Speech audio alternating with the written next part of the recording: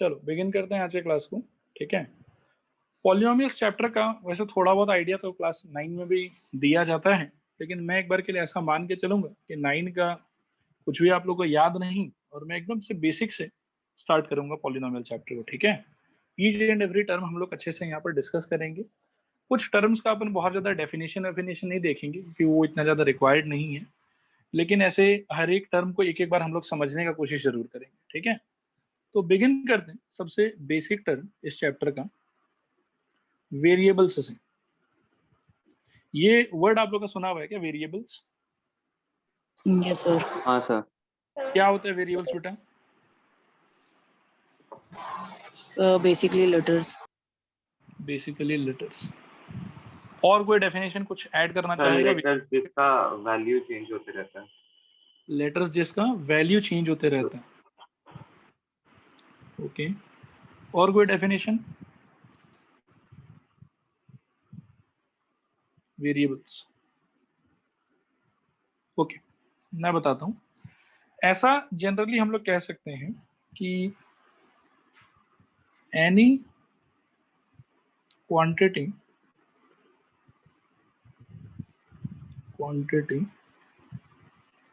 whose value is not known is called variable. ठीक है, full stop. It is denoted by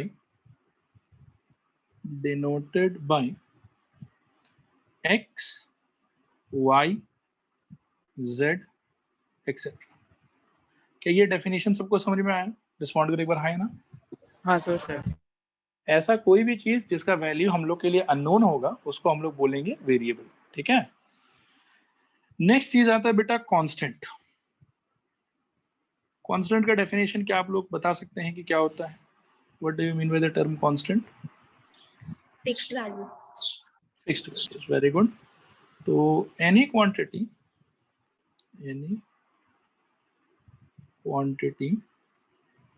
whose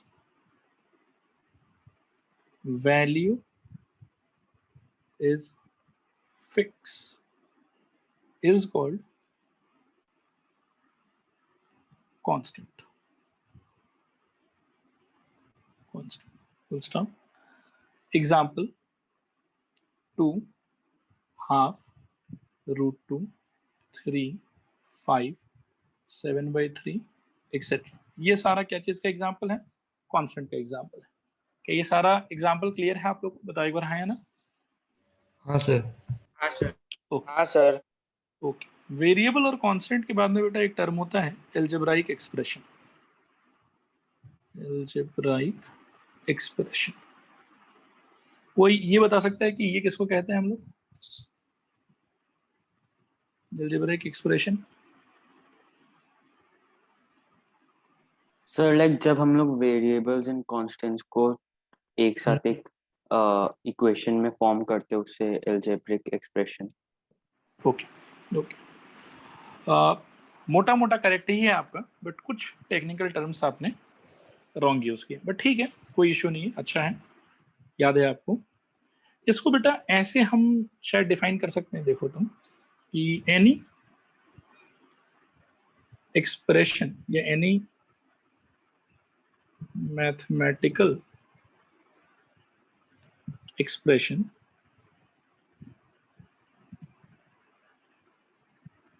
formed by mixing variable and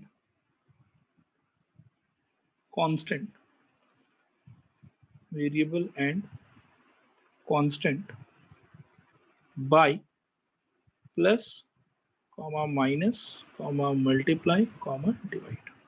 ठीक है, ध्यान से देखो, any mathematical expression formed by mixing variable and constant by plus, minus, multiply and divide.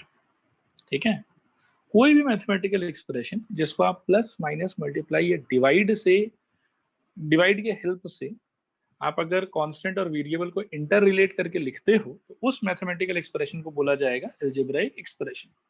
कुछ हम लोग एग्जांपल्स देख सकते हैं इसका। एग्जांपल जैसे सपोज करो कि अगर खाली x लिखा हो तो ये भी एक अलजेब्रिक एक्सप्रेशन है। अगर सपोज करो कि 5x लिखा हुआ ये भी एक अलजेब्रिक एक्सप्रेशन है। अगर सपोज करो कि 3 + x लिखा हुआ ये भी अलजेब्रिक एक्सप्रेशन है। अगर सपोज करो कि 4 - x लिखा हुआ है ये भी अलजेब्रिक एक्सप्रेशन है। अगर सपोज करो कि 7 / x लिखा हुआ है again it is algebraic expression. 6 number पे सपोज करो कि x / 29 लिखा हुआ है this is algebraic expression. 7 number पे सपोज करो कि x² + 1/x + √x + 7 लिखा हुआ है this is also example of algebraic expression. क्या अलजेब्रिक एक्सप्रेशन का मीनिंग समझ में आया? हाँ सर। हाँ सर। ओके तो इन जनरल सेंस हम ये कह सकते हैं कि अलजेब्रिक एक्सप्रेशन मतलब एक ऐसा एक्सप्रेशन, एक ऐसा मैथमेटिकल एक्सप्रेशन जो वेरिएबल और कांस्टेंट के मिक्सचर से फॉर्मुलेट हुआ है, और जहां पे वेरिएबल और कांस्टेंट एक दूसरे से कैसे रिलेटेड होगा, by the help of plus minus multiply divide. Okay clear है ये चीज? एक बार बतला दो हाँ या ना। Yes sir. हाँ अच्छा सर। हाँ सर। यहाँ पे बेटा एक चीज खाली मैं थोड़ा सा पूछ लेता हूँ, मतलब वो चीज वैसे तो पता ही होगा बट फिर भी जस्ट कंफर्म कर रहा हूँ मैं। टर्म का मीनिंग याद है क्या आप लोगों को? टर्म किसको कहते थे अलजेब्रिक एक्सप्रेशन में?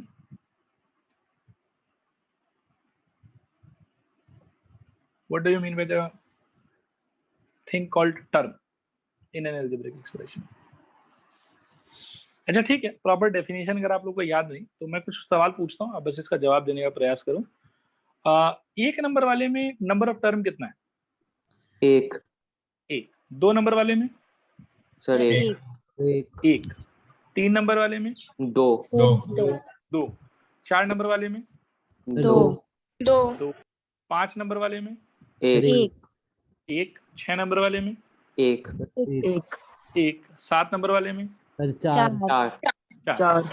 तो आई बिलीव कि क्लियर है आप लोग को। तो उसमें हम लोग ऐसे कह सकते हैं कि part of algebraic expression which are separated from one another by plus और माइनस आर कॉल्ड टर्म्स। तो इसके अंदर में क्या है कि एक ही पार्ट है इसलिए एक टर्म, इसमें एक ही पार्ट है क्योंकि प्लस माइनस से कोई भी सेपरेटेड नहीं है एक दूसरे से, इसीलिए इसको भी एक ही टर्म का उपाधि मिलेगा। इसमें लेकिन दो पार्ट है जो प्लस से सेपरेटेड है एक दूसरे से, ये प्लस से कनेक्टेड है एक दूसरे से। One is 3 and the other one is x, इसीलिए इसमें नंबर ऑफ टर्म कितना हो जाएगा? 2।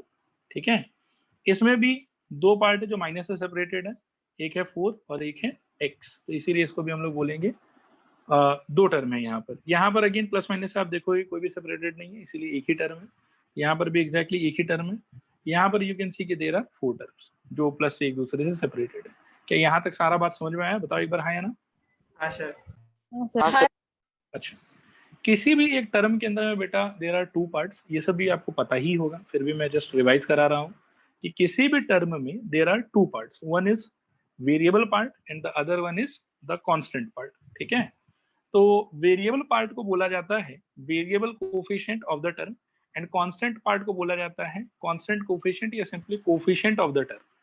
ठीक है, तो कहीं पर भी यदि आप ऐसा सोचो कि what is the coefficient of x, ये what is the coefficient of x square, तो इसका मतलब है कि उस एक्सप्रेशन के अंदर में x के साथ में कौन सा नंबर मल्टीप्लाइड है वो आपसे पूछा गया। मैं अगर यहाँ पे आपसे पूछूं कि कोफिशिएंट ऑफ x कितना है इस वाले टर्म में, तो क्या बोलोगे? 1। अगर मैं यहाँ पे पूछूं कि कोफिशिएंट ऑफ x क्या है तो क्या बोलोगे? 5। यहाँ पर मैं अगर पूछूं कि कोफिशिएंट ऑफ x कितना है? 1 इस वाले में कोफिशिएंट ऑफ x? -1 इस वाले में coefficient of x? Sir 1 1 coefficient का मतलब कि x से कौन सा नंबर मल्टीप्लाइड है, तो एक्चुअली यहाँ पे 1 नहीं बोलोगे आप, यहाँ पे आपको बोलना होगा 1/29, वो मल्टीप्लाइड है ना x से। आया बात समझ? हाँ सर। तो इसमें यदि कोई बेटा मेरे से पूछे कि what is the coefficient of x, तो फिर से बताओ क्या बोलेंगे? 1/29। 1/29। ओके ओके, तो आई बिलीव कि ये कोफिशिएंट वाला बात भी आप लोगों को समझ में आ गया। और उसके बाद में ऐसा कुछ नोमेनक्लेचर आप लोगों का पढ़ा हुआ है क्या कि अगर किसी अलजेब्रिक एक्सप्रेशन में एक ही टर्म होगा तो उसको हम मोनोमियल बोलेंगे, किसी में अगर 2 टर्म होगा तो उसको हम बाइनोमियल बोलेंगे, बाइनोमियल। और किसी में 3 टर्म होगा तो उसको हम लोग ट्राइनोमियल बोलेंगे। ठीक है। और ट्राइनोमियल के ऊपर जो है वो मतलब क्या कोई स्टैंडर्ड नाम नहीं है। अगर 4 टर्म होगा तो वी विल से कि it is algebraic expression with 4 terms. कोई क्वाड्रानोमियल बोल के वैसे कुछ टर्म नहीं है, ठीक है। तो क्या आप लोग को बाइनोमियल, मोनोमियल और ट्राइनोमियल इस तीन का मीनिंग समझ में आया? बताओ हाँ या ना। हाँ सर। Yes, हाँ sir. सर। अच्छा, मैं अगर बेटा आप लोगों से पूछूं कि स्क्रीन पे लिखे हुए हैं एल्जेब्रिक एक्सप्रेशंस में मोनोमियल कौन कौन है, तो can you identify? Sir number 1 Sir. 2 sir 5 1 और 2 Yeah, 1, 2, 5, 5, and 6. 5 6 इनमें भी एक एक टर्म ही माना जाएगा। बोलो हाँ या ना। हाँ सर। हाँ sir. मैं अगर पूछूं कि बाइनोमियल कौन कौन है तो क्या बोलोगे? Sir Sir, 3 and 4. 3 and 4. 3 4 4 बस, ठीक है। और अगर मैं यहाँ से एक 7 को मिटा दूं और अब पूछूं कि ट्राइनोमियल कौन है तो 7. 7. 7 इज ट्राइनोमियल, करेक्ट। तो आई थिंक कि ये सारा नोमेनक्लेचर आप लोगों को समझ में आ गया। देखो अभी तक अपन ने क्या क्या पढ़ा। अपन ने पढ़ा कि व्हाट इज वेरिएबल, अपन ने पढ़ा कि व्हाट इज कांस्टेंट, अपन ने पढ़ा व्हाट इज एल्जेब्रिक एक्सप्रेशन, और अपन ने समझा कुछ टर्म्स का मीनिंग। अपन ने समझा कि व्हाट इज मोनोमियल, अपन ने समझा व्हाट इज बायोनोमियल, ठीक है। बायो की जगह बाइनोमियल भी बोल देंगे तो भी चलेगा। अपन ने समझा कि व्हाट इज बाइनोमियल, और अपन ने समझा व्हाट इज ट्राइनोमियल। कि यहाँ तक अंडरस्टैंडिंग सही बैठ रहा है सबके? बताओ एक बार हाँ या ना। हाँ sir. हाँ sir. Okay. Next, let us come to the name of the chapter. Let us come to the definition of polynomial. Polynomial. ठीक है। अब now what is polynomial? तो मैं एक बार डेफिनेशन लिखता हूँ और फिर बात करते हैं। पॉलिनोमियल का डेफिनेशन है बेटा कि any algebraic expression in which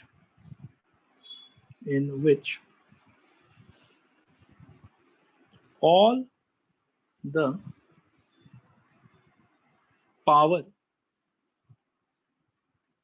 of all the variables is a whole number is called polynomial,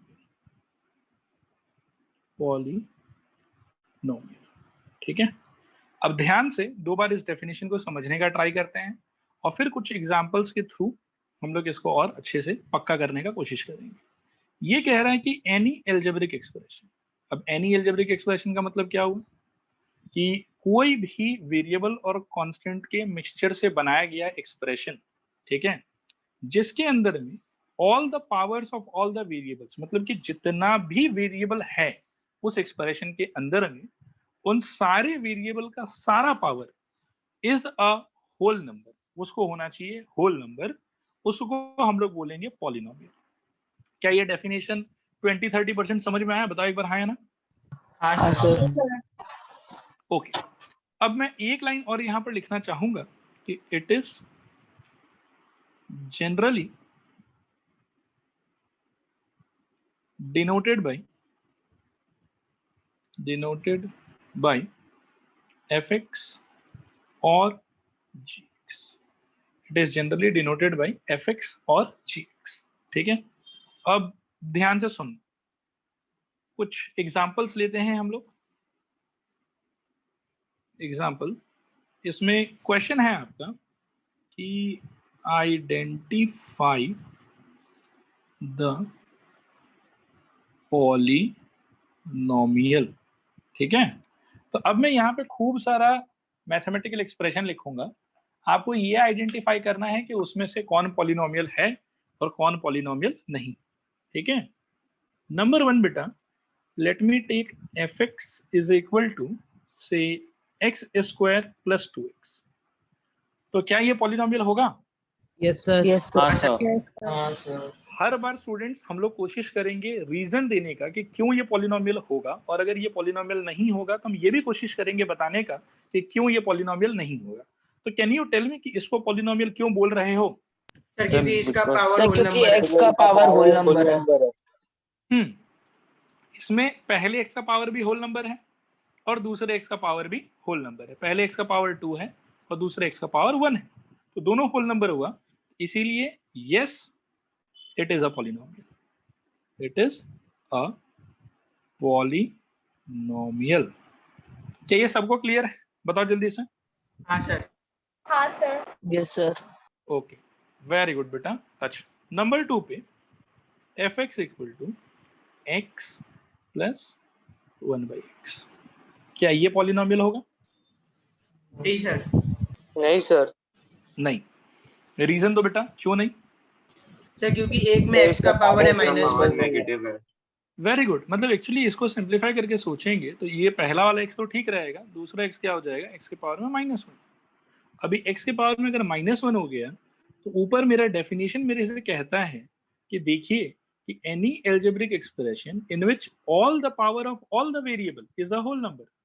मतलब मेरा जो भी वेरिएबल होगा मेरे एक्सप्रेशन के अंदर, उस वेरिएबल का जो पावर है that should be a whole number, तभी मैं उसको पॉलिनोमियल बोल पाऊंगा, नहीं तो पॉलिनोमियल तो नहीं बोल पाऊंगा। तो क्या इसमें सारे x का पावर होल नंबर आया? बताओ आप लोग, हाँ या ना? नहीं सर। नहीं नहीं सर। सर। कौन सा x बदमाशी कर रहा है? 1/x। सेकंड वाला।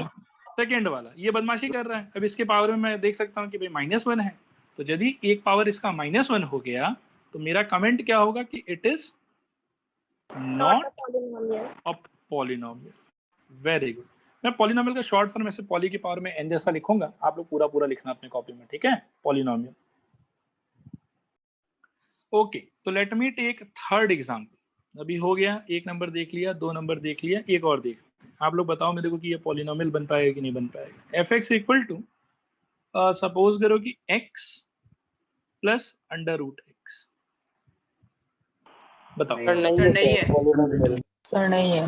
नहीं। क्या प्रॉब्लम हुआ बेटा इसको? सर x का पावर है 1/2। 1/2, इट इज नॉट 1/2।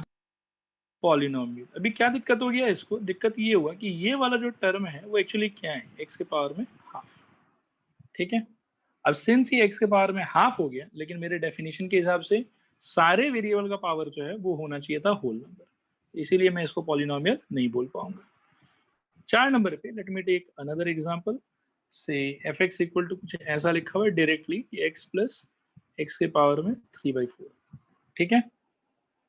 ये पॉलिनोमियल होगा कि नहीं होगा? नहीं होगा सर। नहीं होगा सर। इसमें नहीं भी होगा आई सर। थिंक नहीं। क्या आइडेंटिफाई कर पा रहे हो आप लोग? हाँ सर। सर x का पावर में होल नंबर नहीं है। होल नंबर नहीं है। x पावर 3/4 वाले टर्म में वी कैन नॉट से कि x का पावर होल नंबर है, therefore it is also not a polynomial.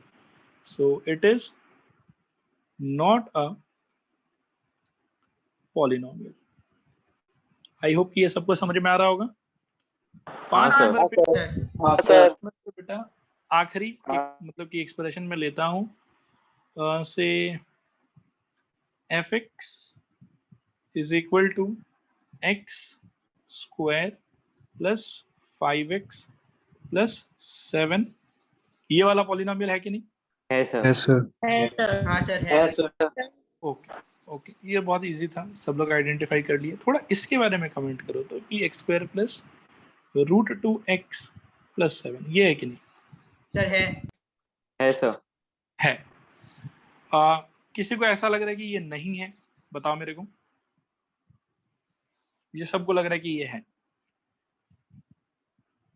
Sir है।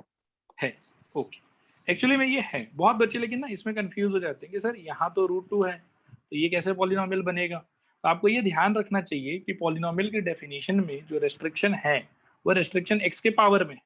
तो पहले वाले x का पावर क्या आप लोग बता सकते हो कितना होगा? 2। दूसरे वाले x का पावर Two. कितना होगा? 1।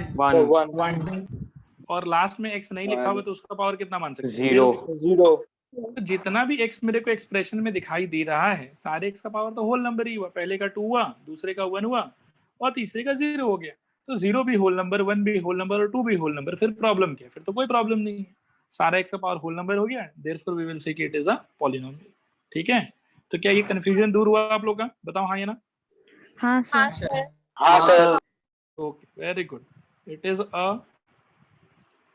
पॉलिनोमियल। ठीक है, तो ये हो गया सारा इस टाइप का एग्जांपल। अब हम लोग नेक्स्ट हेडिंग पढ़ेंगे, some important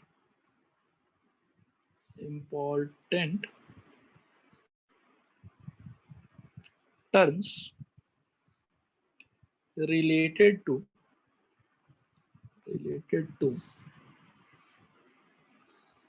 polynomial।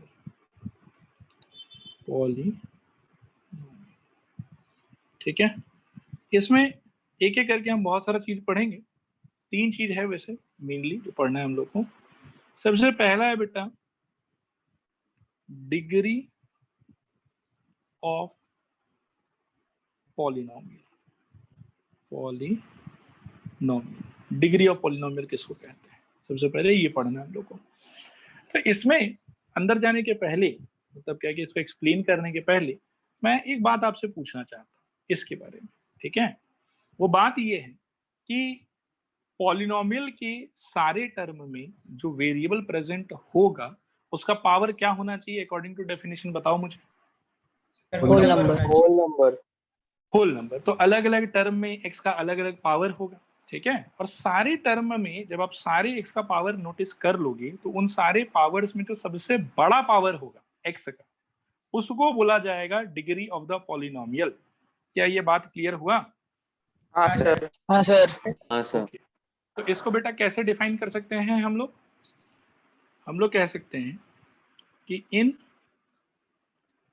Any polynomial the highest power of the variable is called degree of the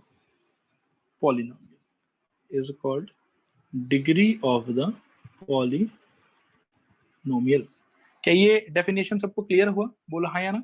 हाँ सर। हाँ सर। ओके, इसके बाद में बेटा वेरी गुड, इसके बाद में एक और चीज है जो हम लोग को इसी हेडिंग के अंदर में पढ़ना है, वो है type of polynomial based on the degree. ठीक है, क्या आप लोग मेरे को बता सकते हो कि एक पॉलिनोमियल का डिग्री क्या क्या हो सकता है? मिनिमम डिग्री क्या हो सकता है? सर 1। मिनिमम डिग्री सच बताऊं तो बेटा 0 हो सकता है, क्योंकि हम जानते हैं कि पॉलिनोमियल के अंदर में क्या होगा कि आप ऐसा समझो कि जो पावर है वेरिएबल का वो क्या होना चाहिए? Whole number. तो होल नंबर का सबसे छोटा वैल्यू क्या है? 0। 0। तो सबसे छोटा पॉसिबल पावर क्या हो सकता है? 0। 0। तो बेस्ड ऑन डिग्री 2-3 चीज मैं अभी बताऊंगा, देखना ध्यान से। सबसे पहला टर्म जो अपने को यहाँ समझना चाहिए वो है 0 पॉलिनोमियल। ठीक है, 0 पॉलिनोमियल। इसमें से कुछ लोगों का ये टर्म सुना हुआ भी होगा, कुछ लोग के नहीं भी हो सकता है। तो अगर नहीं सुना हुआ तो घबराना मत बेटा, आप आराम से इसको देखो समझो। 0 पॉलिनोमियल का मतलब क्या होता है कि it is defined as fx is equal to 0।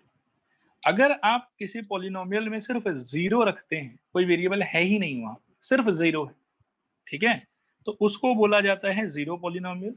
और कोई अगर मेरे से पूछे कि 0 पॉलिनोमियल का डिग्री क्या होगा, तो मैं बोलूंगा कि it's degree is not defined. ठीक है, इसका कोई डिग्री डिफाइंड नहीं। क्या ये बात समझ में आया? बताओ एक बार हाँ या ना। हाँ सर। हाँ इसके सर। ऊपर में शायद डीपीपी में कोई सवाल भी अपना आया था कुछ दिनों पहले, पता नहीं, मेरे को याद नहीं हाँ एग्जैक्टली सर, आया था। डीपीपी नंबर था, लेकिन ऐसे प्रीवियस वन ना। Okay, all right. तो सबसे पहला बेटा अपन ने क्या देखा? 0 पॉलिनोमियल। ये डिफाइन कैसे होता है? fx इज इक्वल टू सिर्फ 0 रहेगा, राइट हैंड साइड में there will be no variable, only there will be 1 0। And इसका जो डिग्री है वो हम कहते हैं नॉन डिफाइंड, जैसे कोई डिग्री नहीं होता। ठीक है। 2 नंबर पे अपने को पढ़ना है कांस्टेंट पॉलिनोमियल, कांस्टेंट पॉलिनोमियल, ठीक है। तो इट इज डिफाइंड एज, ध्यान से सुनना और समझना, fx is equal to number. अभी ये नंबर कुछ भी हो सकता है, ठीक है, लेकिन याद रखना कि इसके भी राइट हैंड साइड में, ठीक है, कोई वेरिएबल नहीं होगा। लेफ्ट में सिर्फ fx रहेगा और राइट में क्या रहेगा, सिर्फ एक नंबर रहेगा। तो इस टाइप के सिनेरियो को हम कहते हैं कांस्टेंट पॉलिनोमियल।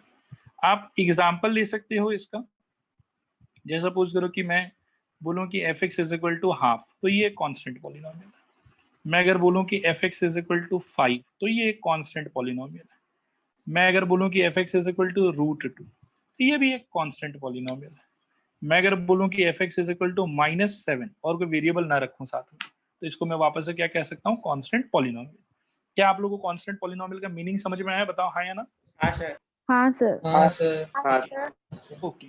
जीरो पॉलिनोमियल में बेटा डिग्री डिफाइंड नहीं होता, लेकिन कांस्टेंट पॉलिनोमियल में अगर हम थोड़ा सा दिमाग लगाएं तो क्या हम इन सारे टर्म को ऐसे सोच सकते हैं कि half into x power 0, 5 into x power 0, root 2 into x power 0 और -7 इंटू एक्स पावर 0। तो कांस्टेंट पॉलिनोमियल जो होता है उसमें मेनली डेफिनेशन का फॉर्मेट ये है कि लेफ्ट में लिखा हुआ रहेगा fx और राइट में रहेगा सिर्फ एक नंबर और कुछ नहीं होगा। तो जब सिर्फ एक नंबर रहेगा तो उस नंबर से जोड़ के मैं क्या इमेजिन कर सकता हूँ, हर हमेशा x टू द पावर 0। और नंबर से जब मैं ये x टू द पावर 0 जोड़ के इमेजिन कर सकता हूँ, तो उस टाइम पे मैं इस पॉलिनोमियल का ओवरऑल डिग्री क्या बतला सकता हूँ, बोलो तुम? सर 0। 0, ठीक है। तो कांस्टेंट पॉलिनोमियल का जो डिग्री है, इट्स डिग्री इज 0, ठीक है। क्या ये क्लियर हुआ, बोलो हाँ या ना? हाँ सर। हाँ हाँ सर। सर। ओके, थोड़ा समझ में आया, पूरा समझ में आया, कितना समझ में आया?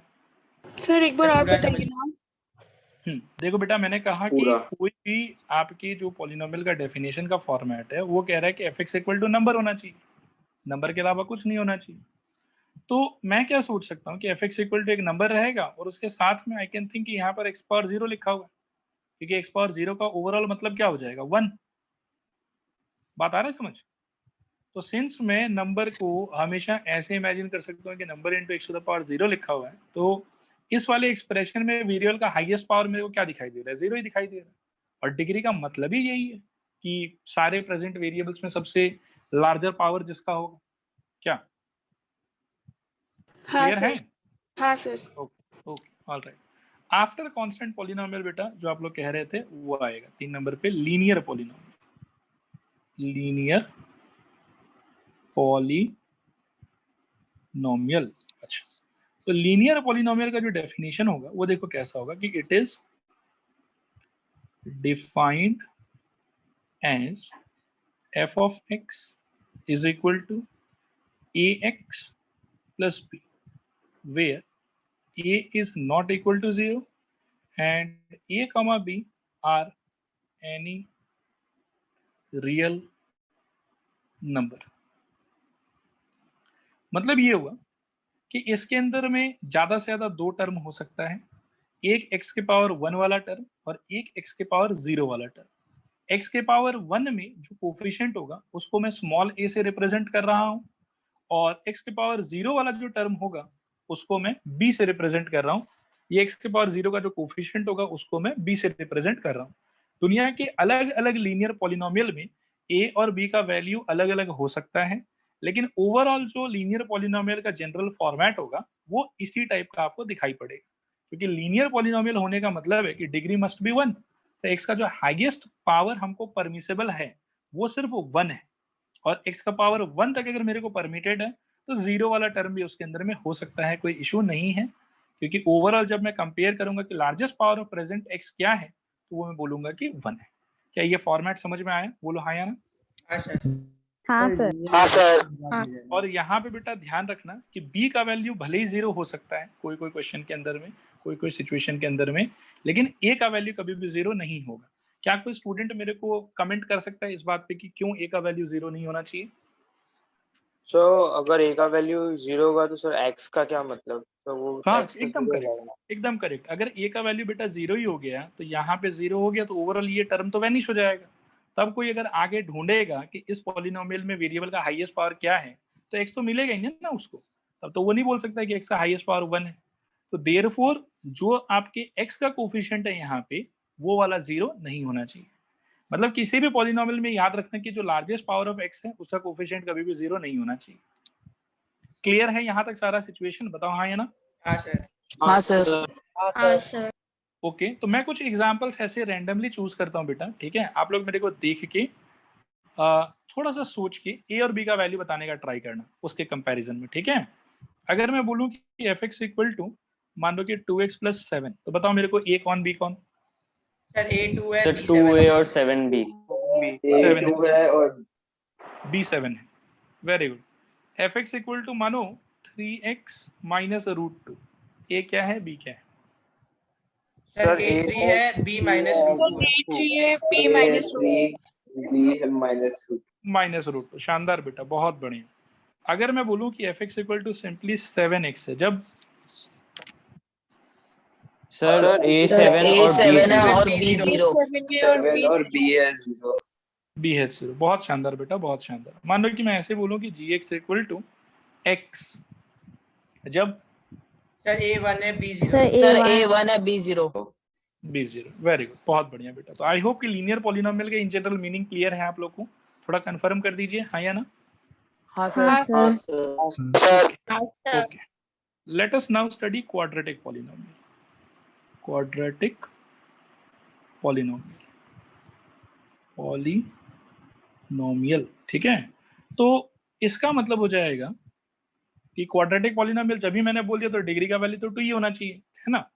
इसका डेफिनेशन जनरल वाला हो जाएगा कि इट इज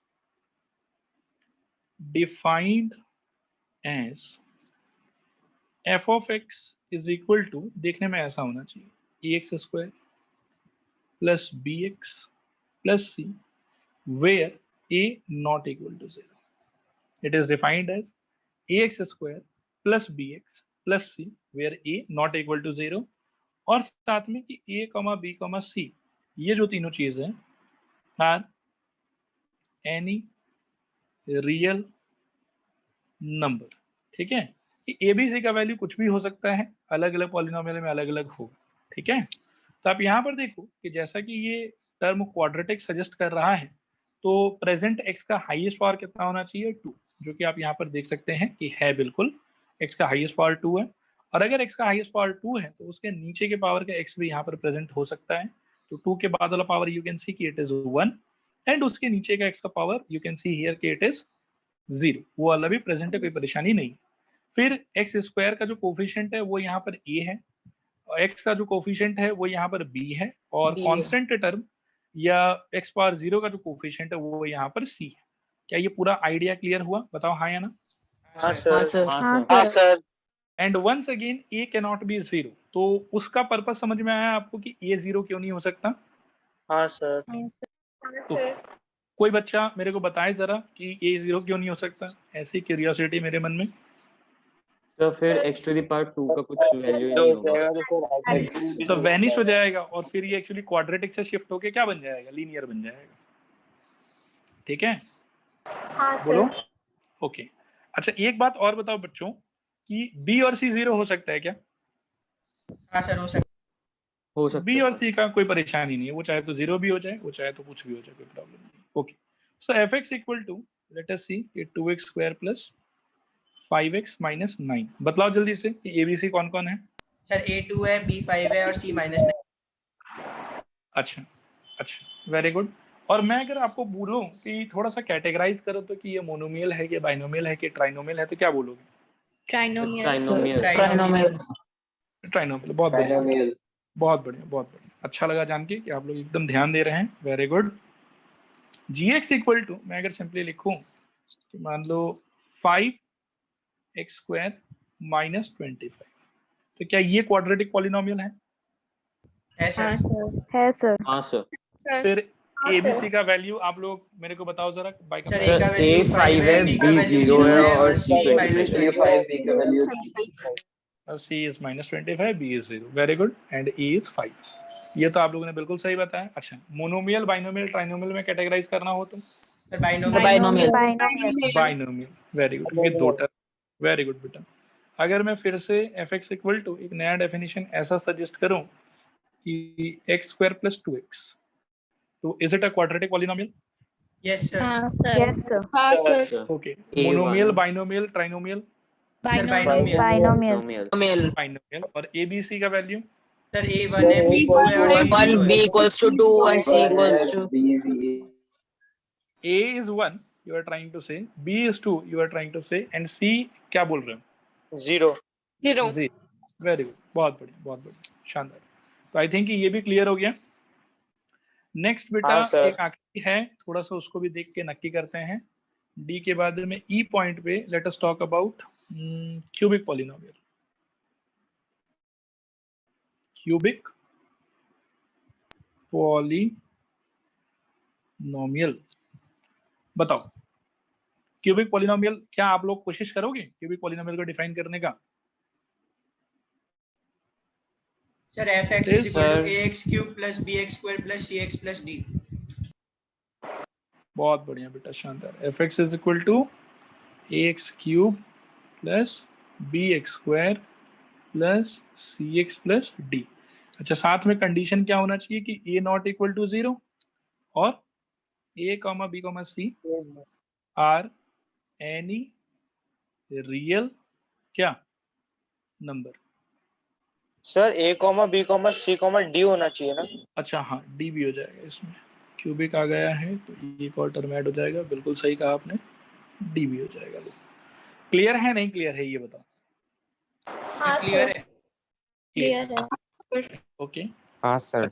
इसमें भी बिल्कुल ध्यान रखेंगे। अब मैं इसका एग्जांपल नहीं लूंगा, बस ये ध्यान रखना कि a 0 नहीं होना चाहिए, बाकी इनमें से कोई रहे नहीं रहे उससे कोई फर्क नहीं पड़ता, ठीक है। ये चलो एक दो एग्जांपल ले ही लेते हैं थोड़ा क्लैरिफिकेशन के लिए। एग्जांपल से fx equal to, let me take x³ + 7x + 13, is it a cubic polynomial? Yes sir. Yes, sir. Yes sir.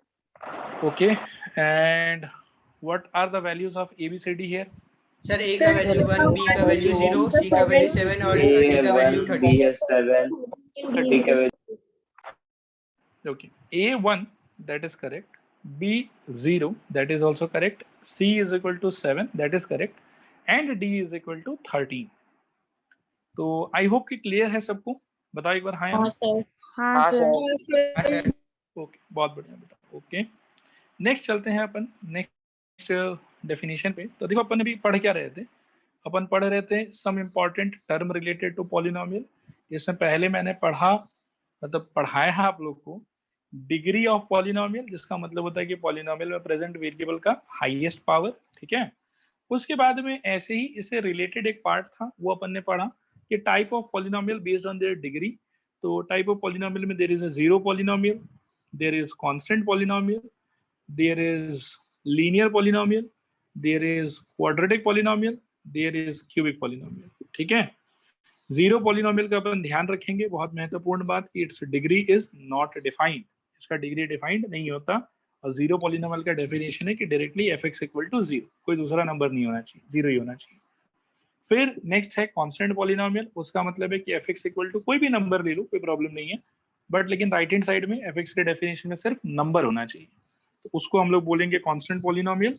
और जैसा कि यहाँ पे अपन ने फील लिया कि यहाँ पे सारे टर्म में x⁻0 अटैच कर सकते हैं हम लोग सारे एक्सप्रेशन में, और सिंस उस एक्सप्रेशन को देखने पे ऐसा फील आ रहा है कि x का लार्जेस्ट पावर 0 ही है, इसीलिए हम उसको बोल रहे हैं कि कांस्टेंट पॉलिनोमियल का डिग्री होता है 0। फिर आए हम लोग लीनियर पॉलिनोमियल में, यहाँ पर भी आप चाहो तो मैं लिख देता हूँ कि इट्स डिग्री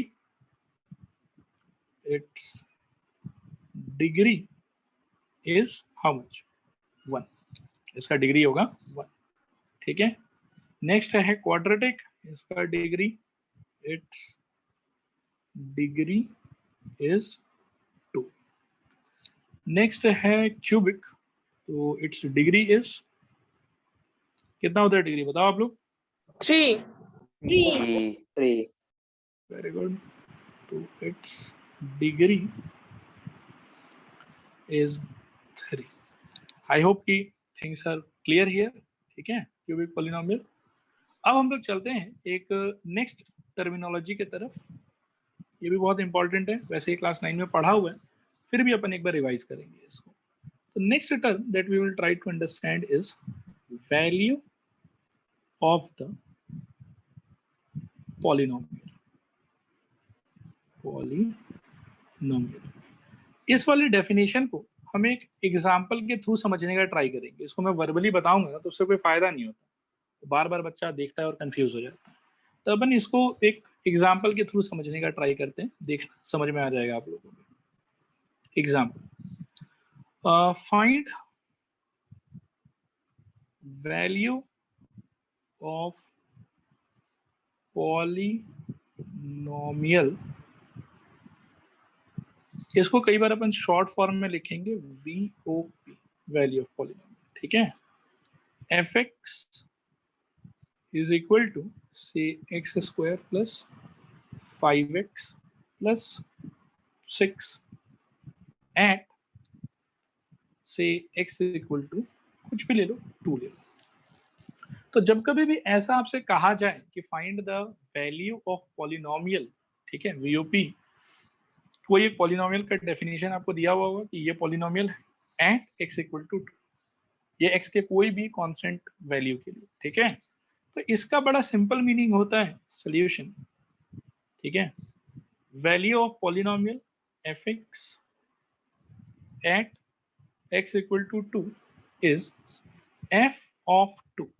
मतलब आपको पॉलिनोमियल का वैल्यू जिस x के वैल्यू पे चाहिए, आप सिंपली वो वाला x इस पॉलिनोमियल के अंदर में रिप्लेस कर दीजिए। आपको x के जिस किसी भी वैल्यू पे पॉलिनोमियल का वैल्यू चाहिए, वो x का वैल्यू आप सिंपली पॉलिनोमियल के लेफ्ट और राइट साइड में रिप्लेस कर दीजिए। और ऐसा करने पे सिंप्लीफाई करके जो आंसर आएगा वही आपका हो जाएगा फाइनल आंसर। तो यहाँ पर value of polynomial fx at x equal to 2, वो कितना हो जाएगा f ऑफ 2। और f ऑफ 2 हम लोग आराम से कैलकुलेट कर सकते हैं, क्या होगा बताओ f of 2? 2 square plus of 5 2 is equal to, हाँ देख लेते हैं, 2 square plus 5 times of 2 plus 6 which is equal to 4 plus 10 plus 6 that is equal to 20. तो बेसिकली बात ये हुआ कि 20 is the value of the polynomial fx at x equal to 2. मैं रिपीट कर रहा हूँ, 20 is the value of the polynomial fx at x equal to 2. क्या ये क्लियर हुआ सबको? बोलो हाँ या ना। Yes, sir. इसी क्वेश्चन में बेटा सपोज करो कि मैं आपसे पूछूं कि चलो इसको तो यहीं रहने देते हैं, let us try something more, ठीक है। मान लो कि मैं इसी का आपसे पूछूं कि मान लो कि find the value of the polynomial at x equal to मान लो 0, तब क्या होगा बोलो? Value of polynomial 6 fx at x equal to 0 क्या होगा? 6 f of 0 नहीं, वो नहीं। अब टर्मिनोलॉजी बताओ मेरे को। Is what? Is f f f f of 0 f of 6 0, to f 0. of 0 and f of 0 का वैल्यू जब मैं कैलकुलेट करूंगा तो it will be 0 square plus 5 times of 0 plus 6 plus 6. which is equal to actually 6. तो इसीलिए 6 is the value of the polynomial at x equal to 0, ठीक है। आओ इसी को थोड़ा सा और ट्राई करते हैं। मान लो कि मैं आपसे पूछूं कि इसी पॉलिनोमियल का मेरे को वैल्यू बताओ कहाँ पे, x इक्वल टू 2 कर लिया, 0 कर लिया, अब सपोज करो कि करते हैं 5, क्या होगा बताओ? F of 5. f F of of 5. हाँ, तो एक बार स्टेटमेंट बोलो बेटा, क्या होना चाहिए कि value of polynomial Value of f of x f at x equals to 5 is f of 5. 5. Very good. और f ऑफ 5 अगर मैं कैलकुलेट करना चाहूँ तो f ऑफ 5 का वैल्यू कितना आ जाएगा? 5 square 5 square plus 5 into 5 plus 6. 6 which is 25 plus 25 50 plus 6 56. Very good. तो क्या ये क्लियर हुआ? बोलो हाँ या ना। हाँ सर हाँ सर। sir. हाँ सर। Okay very good. एक और करते हैं बेटा कि जरूरी नहीं कि हर बार ऐसे इंटीजर ही आएगा, कभी मान लो कि ऐसा भी आ सकता है कि at x equal to half, जब क्या करेंगे, कैसे करेंगे, थोड़ा बतलाओ मेरे को। Sir, f of half. Sir, The f of half. value of x at x equals to 1/2 is f Value of of, very good, very good. Value of polynomial fx at x equal to half is f of half. So therefore f of a half is equal to how much? Half का whole square plus 5 into 1/2 plus 6. तो जरा simplify करने में help करूं। 1/4 plus 1/4 5/2 plus 6. This is equal to 4 1 Sir, 35/4. 35/4. Very good. 2 से divide करेंगे तो ये हो जाएगा 10, यहाँ पर हो जाएगा अपने 24। तो सिंप्लीफाई करके करेक्ट बोला आपने 35/4। क्या ये सभी बच्चों को समझ में आया वैल्यू ऑफ द पॉलिनोमियल? बताओ एक हाँ बार। सर। हाँ सर हाँ सर। Okay, alright. अभी मैं एक बहुत ही ऊट पटांग बात बोलने जा रहा हूँ, ठीक है, बहुत ही सेंसिटिव है, थोड़ा बस पेशेंस रख के सुनना है इसको और फोकस करना बहुत ज्यादा। हाँ, बहुत फोकस करना बहुत जरूरी है। बहुत सिंपल सा बात है वैसे तो, लेकिन कई बार समझ में नहीं आता। एक सवाल लेता हूँ, वही वाला, find the value of the polynomial. Find the value of the polynomial. Polynomial थोड़ा सिंपल ले लेते हैं, ठीक है, और एट एक्स इक्वल टू का भी बहुत सारा लेंगे। मान लो कि एक सिंपल सा मैं लेता हूँ, क्या ले लूँ, से x plus 5 at number 1 x equal to 0, number 2 x equal to say 1, number 3 x equal to say 2, number 4 से x equal to 3। इतना सा करने से हो जाएगा। तो चलो जरा बताओ जल्दी से, नंबर 1 का आंसर क्या होगा? 5। VOP is, मैं डायरेक्टली मतलब उतना लंबा नहीं लिख रहा हूँ, value of the polynomial fx at x equal to 0 is, ठीक है, मैं डायरेक्टली लिख रहा हूँ कि VOP is how much? f of 0 that is equal to 0 plus 5 which is equal to 5. Number 2, VOP is f of कितना? 1 plus 5 which is equal to 6. ठीक है, ओके। जल्दी जल्दी बेटा बाकी का बताओ आप लोग। 3 नंबर पे क्या होगा? VOP is f of 2 f2 which is 2 7 plus 5 is equal to 7. 7 Number 4, VOP is f of 3 is equal to 3 plus 5 which plus is equal 5 to 8. ठीक है, क्लियर है यहाँ तक? हाँ सर ओके, राइट। अब जो मैं कह रहा हूँ बेटा उसको बहुत ही ज्यादा ध्यान से सुने, बहुत ज्यादा ध्यान से सुने। इस सिचुएशन में जो भी आपने x का वैल्यू यूज किया उसको तो आप x कोऑर्डिनेट की तरह ट्रीट करो, और जो भी वैल्यू ऑफ द पॉलिनोमियल निकल के आया उसको आप y कोऑर्डिनेट की तरह ट्रीट करो। ठीक है, मैं दोबारा कह रहा हूँ, इस सिचुएशन में जो भी आपने x का वैल्यू यूज किया उसको आप x कोऑर्डिनेट की तरह ट्रीट करो, और जो भी आपने y का वैल्यू यूज किया उसको आप y कोऑर्डिनेट की तरह ट्रीट करो। और ऐसा करने पे मैं यदि आपसे पूछूं कि x और y का पेयर क्या बनेगा इस सिचुएशन के लिए, तो क्या बोलोगे आप लोग? 0,5 वेरी गुड। दूसरे वाले के लिए सर 1, सर 1,6 1,6। थर्ड वाले के लिए 2,7 2,7 और लास्ट वाले के लिए 3,8 अब मैं क्या सजेस्ट कर रहा हूँ, ध्यान से सुनना। सर ये वाला समझ में नहीं आया, एक और बार समझाइए ना। हाँ बिल्कुल बिल्कुल बेटा, मैं ये कह रहा हूँ कि जो भी कोई एक सिचुएशन है, सपोज करो कि ये वाला, इसमें अपन ने x का क्या वैल्यू यूज किया? 0, ठीक है, और वैल्यू ऑफ द पॉलिनोमियल क्या निकल के आया? 5। x का क्या वैल्यू यूज किया? 0, और वैल्यू ऑफ द पॉलिनोमियल क्या निकल के आया? 5। ठीक है, समझ में आ रहा है? तो जो भी आपने x का वैल्यू यूज किया उसको आप बनाओ x कोऑर्डिनेट, और जो भी वैल्यू ऑफ द पॉलिनोमियल निकल के आया उसको आप बनाओ y कोऑर्डिनेट। और ऐसा बना के इमेजिन करो कि पॉइंट क्या हो। तो फर्स्ट वाले सिचुएशन में x मैंने यूज किया है 0, तो x कोऑर्डिनेट इज 0, और वैल्यू ऑफ द पॉलिनोमियल निकल के आया है 5, तो इसलिए y कोऑर्डिनेट इज 5। नेक्स्ट वाले में यू कैन सी कि x कोऑर्डिनेट मैंने कितना यूज किया है 1, तो इसीलिए x कोऑर्डिनेट इज 1, और वैल्यू ऑफ द पॉलिनोमियल निकल के आया है 6, इसीलिए y का वैल्यू हो गया 6। बोलो ये क्लियर है नहीं क्लियर है, बताओ एक बार। क्लियर है सर। ओके ओके, अब मैं क्या बोल रहा हूँ कि अगर मैं एक कार्टेशियन सिस्टम बनाऊं, ठीक है, जिन कार्टेशियन सिस्टम में मैं इन सारे पॉइंट को प्लॉट करूं, तो एक तो क्या आएगा मेरे, बताओ 0,5 है ना, तो 0 मैं यहाँ थोड़ा सा बना लेता हूँ, 0 1 2 3 4 5 6 7 और 1 2 3 4 5, थोड़ा और लंबा कर लेते हैं इसको, 6 7 8, इस टाइप। सर ये कॉपी में बनाना है? नहीं नहीं बेटा, अब ये बस ध्यान से सुनो जो मैं कह रहा हूँ, ठीक है। मतलब एक पार्ट है जो जनरली स्टूडेंट लोग कंफ्यूज हो जाते हैं बहुत ज़्यादा, उसको थोड़ा सा आप लोग को एक्सप्लेन करने का ट्राई कर रहा हूँ। बहुत ज़्यादा ध्यान से सुनना आप लोग, अभी कुछ कॉपी में बनाने का मत सोचो।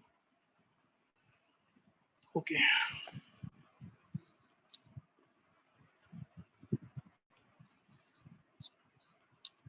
बस आप लोग ध्यान से देखते रहो, बहुत ही इंटरेस्टिंग बात है, समझ में आने पे अच्छा भी बहुत लगेगा आप लोग को कि वाह मजा आ गया। ठीक है, सपोज करो कि ऐसा है, मैं इसका बना देता हूँ, तो 1 2 3 4 5 6 7 8। अब ध्यान से सुनो, पहला पॉइंट मेरा क्या था, 0,5 है ना, पहला पॉइंट क्या था 0,5, तो 0,5 कहाँ पे होगा, x का वैल्यू 0 और y का वैल्यू 1 2 3 4 5। तो क्या आपको फील आ रहा है कि जो पहला पॉइंट है आपका 1 2 3 4 5 यहाँ होना चाहिए? हाँ सर। ओके, इसको मैं बहुत ही ज्यादा एम्बोल्डन कर देता हूँ ताकि क्लियरली दिखाई पड़े, ये पहला डॉट है, ठीक है। दूसरा पॉइंट बेटा मेरा क्या है 1,6, तो वो कहाँ पे होना चाहिए, वो होना चाहिए x का वैल्यू 1 और y का वैल्यू 6, यानी कि यहाँ कहीं पे होना चाहिए उसको, बोलो यहाँ पे। सर हाँ सर। ओके, तो let me draw that point also, मान लो कि यहाँ कहीं पे होगा। नेक्स्ट क्या है 2,7, 2,7। तो वो मेरे को लगता है कि यहाँ कहीं पे होना चाहिए, कि मतलब x का वैल्यू 2 हो जाएगा और y का वैल्यू 7 हो जाएगा। क्या ये क्लियर है? हाँ सर। हाँ सर। नेक्स्ट है बेटा 3,8, तो वो शायद कहीं पे एक कदम आगे एक कदम ऊपर यहाँ कहीं पे होना चाहिए, ठीक है ना, कि x का वैल्यू 3, मतलब मैं ढंग से बना देता हूँ, ये 3 और y का वैल्यू 8, कुछ रफली इस टाइप का होना चाहिए। हाँ सर। ओके, अब इन सारे पॉइंट को बेटा यदि मैं फ्री हैंड से जोड़ूं तो क्या आपको लग रहा है कि इस टाइप का ग्राफ बन रहा है, स्ट्रेट लाइन। एक स्ट्रेट लाइन बन रहा है, ठीक है, जिसपे आप यूं समझो कि ये पॉइंट भी एक्चुअली उसके ऊपर होना चाहिए पूरा, ये भी उसके ऊपर होना चाहिए, ऐसा कुछ बनेगा। फील आ रहा है कि नहीं फील आ रहा? हाँ सर आ रहा है। तो सबसे पहले तो मैंने समझाया आप लोगों को कि वैल्यू ऑफ द पॉलिनोमियल का मतलब क्या होता है, कि आप किसी भी पॉलिनोमियल के अंदर में x का कोई भी वैल्यू डालो, डालने के बाद में सिंप्लीफाई करके जो आंसर आएगा उसको हम लोग बोलते हैं वैल्यू ऑफ द पॉलिनोमियल, ठीक है। फिर मैं आपको अब समझा रहा हूँ कि कोई भी एक इस टाइप के सिचुएशन को अगर हम ऐसे एनालाइज करें कि जो भी मैंने x का वैल्यू लिया है उसको तो मैं मान लूँ x कोऑर्डिनेट, और जो भी मेरे इस सिचुएशन में आंसर निकल के आया है उसको मैं मान लूँ y कोऑर्डिनेट, तो ऐसा कर करके मैं काफी सारे सिचुएशन से बहुत सारा पॉइंट जनरेट कर सकता हूँ, ठीक है, बहुत सारा पॉइंट जनरेट कर सकता हूँ, और इन सारे पॉइंट को जब मैं प्लॉट करूंगा किसी कार्टेशियन प्लेन में, किसी ग्राफ पेपर के ऊपर में, और सारे पॉइंट को जोड़ दूंगा, तो एक ऑब्वियसली ग्राफ जैसा कुछ बन जाता है। यहाँ पर लकीली इस केस में वो क्या बन रहा है, स्ट्रेट लाइन। जरूरी नहीं है कि हमेशा स्ट्रेट लाइन बने, किसी और सिचुएशन में कुछ और भी बन सकता है, but basically what point I am trying to explain here is कि हर पॉलिनोमियल का, क्या हम इससे ये समझ सकते हैं कि दुनिया में जितना भी पॉलिनोमियल है सबका इस टाइप का काम करने के बाद में हमें ग्राफ बना पाएंगे, बोलो। हाँ सर। हाँ सर। और यहाँ से मैं ये पॉइंट कहना चाहता हूँ कि दुनिया का जितना भी पॉलिनोमियल होगा उसका दो एस्पेक्ट होगा, एक एस्पेक्ट होगा इक्वेशन वाला जिसको हम बोलेंगे एल्जेब्राइक एस्पेक्ट, और एक एस्पेक्ट होगा उसका ग्राफ वाला जिसको हम बोलेंगे ज्योमेट्रिकल एस्पेक्ट। ठीक है, ऐसा समझो कि जैसे एक जो 5 रुपए का सिक्का होता है उसके एक साइड 5 लिखा हुआ होता है और दूसरे साइड सांची स्तूपा बनाया हुआ होता है जिसको हम हेड बोलते हैं, और जहाँ 5 लिखा होता है उसको हम टेल बोलते हैं। अब चाहे आप 5 लिखे हुए के साइड से देखो तो भी वो 5 रुपए का सिक्का रहेगा, और चाहे उसको दूसरे साइड से देखो तो भी तो उसको 5 का सिक्का ही बोलोगे ना, कि दूसरे साइड से देख के 50 पैसा बोल दोगे क्या? नहीं सर, 5। सर 5 5 का सिक्का ही रहेगा। वैसे ही आप यूं समझो कि पॉलिनोमियल का 2 एस्पेक्ट है, एक एस्पेक्ट है इक्वेशन वाला जिसको हम कहते हैं एल्जेब्राइक एस्पेक्ट, और एक एस्पेक्ट है उसका ग्राफ वाला जिसको हम कहते हैं ज्योमेट्रिकल एस्पेक्ट। ठीक है, और एल्जेब्राइक एस्पेक्ट से ज्योमेट्रिकल एस्पेक्ट में हम कैसे जाते हैं, तो खूब सारा वैल्यू ऑफ द पॉलिनोमियल आप निकालो खुद से ही x का वैल्यू चूज कर करके, और फिर सारे सिचुएशन को आप कन्वर्ट करो पॉइंट में। ठीक है, पॉइंट कैसे बनाओगे, जो आपने x का वैल्यू लिया है उसको आप x कोऑर्डिनेट मान लो, और जो आपके वैल्यू ऑफ द पॉलिनोमियल निकल के आता है उस सिचुएशन में उसको आप y कोऑर्डिनेट मान लो, और ऐसा मान के आपके पास में खूब सारा पॉइंट आ जाएगा। एक आप कार्टेशियन प्लेन बनाओ, यानी कि x एक्सिस y एक्सिस, सारे इन पॉइंट्स को आप उस पर प्लॉट करो, और प्लॉट करने के बाद में उनको फ्री हैंड से जोड़ दो। तो फ्री हैंड से जोड़ने में आप देखोगे कि इस पॉलिनोमियल से रिलेटेड एक ग्राफ निकल के आ गया, और जो भी ये ग्राफ निकल के आएगा उसी को हम बोलेंगे graphical aspect of the given polynomial. बोलो आया समझ, नहीं आया समझ? आया हाँ सर। सर आया। आया सर। तो अगर मैं यहाँ पर एक नोट लिखूं तो क्या ये लिखना करेक्ट होगा कि every polynomial has a graph. Every polynomial, या ऐसे लिख देते हैं कि every polynomial can be plotted on the Cartesian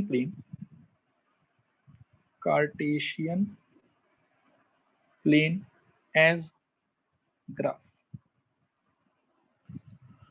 बोलो क्या बोलते हो? हाँ सर। सर हाँ सर। और यहाँ से बेटा मैं एक लाइन बस आज लिखना चाहूंगा, बाकी लाइन में अगले क्लास लिख के एक्सप्लेन करूंगा, आज नहीं। ठीक है, एक लाइन में और ये लिखना चाहूंगा कि एवरी से बेटर रहेगा, ऐसे लिख देते हैं इसको, the graph of every linear polynomial is always a straight line. जैसा कि हम लोगों ने अभी पिछले एग्जांपल में ऑब्जर्व किया, जो यहाँ पे मैं पॉलिनोमियल कंसीडर कर रहा था, क्या हम कह सकते हैं कि वो एक लीनियर पॉलिनोमियल है? बोलो हाँ या ना? हाँ सर। हाँ सर। और ग्राफ प्लॉट करने पे बेटा क्या निकल के आया? Graph straight line. Straight line. और किसी भी पॉलिनोमियल को ग्राफ में कन्वर्ट करने का तरीका क्या है कि अपने ही मर्जी से बहुत सारा x आप चूज कर लीजिए। ठीक है, फिर सारे x पे आप वैल्यू ऑफ द पॉलिनोमियल निकालिए, जो भी वैल्यू ऑफ द पॉलिनोमियल आएगा उसको आप क्या बनाएंगे? y, और जो भी वैल्यू ऑफ x रहेगा उसको आप क्या बनाएंगे? x। ठीक है, तो इसको x मान के और इसको y मान के आप क्या बनाएंगे? पॉइंट बहुत सारा, ये पॉइंट को आप प्लॉट करेंगे कार्टेशियन प्लेन पे, और फिर उन सारे पॉइंट को फ्री हैंड से जोड़ देंगे तो आपको आपके पॉलिनोमियल का क्या मिल जाएगा? ग्राफ। ठीक है, जो कि ऐसा देखा गया है कि लीनियर पॉलिनोमियल के केस में वो ग्राफ हमेशा कैसा निकल के आएगा? Straight line. बोलो आया समझ, नहीं आया समझ? सर आया। आया सर। आया। ओके, आप ये ध्यान रखना कि आपके सिलेबस में कभी भी एग्जाम में ये क्वेश्चन नहीं आएगा कि इस पॉलिनोमियल का ग्राफ प्लॉट करके दिखाओ। ये सारा चीज जस्ट मैं फीलिंग को क्लियर करने के लिए, कॉन्सेप्ट को क्लियर करने के लिए मैंने इतना एनालिसिस आपको दिखाया। आपको यहाँ से सिर्फ एक पॉइंट याद रखना है, एक नहीं 2 पॉइंट याद रखना है, और वो ये दोनों पॉइंट है। पहला पॉइंट, सारे पॉलिनोमियल को हम लोग कार्टेशियन प्लेन पे ग्राफ के तरह प्लॉट कर सकते हैं, और लीनियर पॉलिनोमियल का ग्राफ हमेशा कैसा होगा? Straight line. अभी के लिए आपको बस ये 2 पॉइंट याद रखना है कि दुनिया का सारा पॉलिनोमियल का ग्राफ होगा, और लीनियर पॉलिनोमियल का ग्राफ देखने में कैसा होगा? तो स्ट्रेट लाइन जैसा होगा। Is this point clear? Yes sir. Yes sir. Okay, all right बेटा, तो फिर आज की क्लास को यहीं पर स्टॉप करेंगे, बाकी अपन अगले क्लास में देखेंगे। Thank you sir. वेलकम बेटा, thank you sir. Thank you, sir. Sir. Bye bye.